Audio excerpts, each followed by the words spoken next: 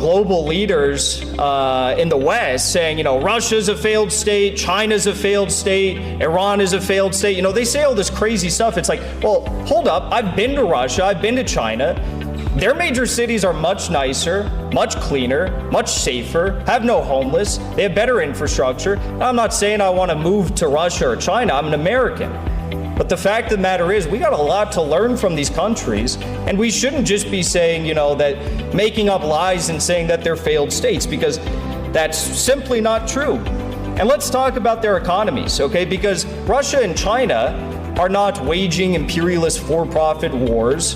They're not. It's just a fact. Let's look at Russia and China. Despite sanctions, Russia is now the G20's fifth fastest growing economy.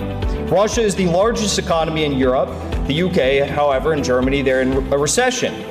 Russia's economy has just reached a 10-year high. This is coming after 2 years when Joe Biden said, we're going to sanction Russia into oblivion. They're going to be on their hands and knees begging for us to drop those sanctions. It's like, no, Russia's better and stronger than ever before, and their leader has a very high approval rating.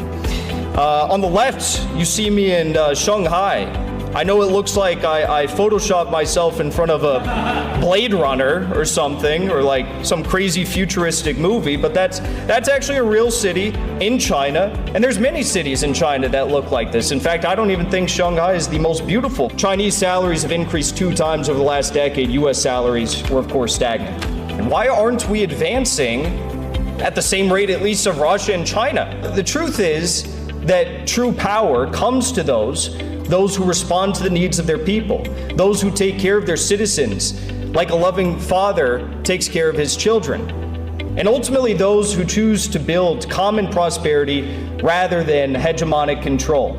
We are living in a failed state. For all the finger pointing that we get from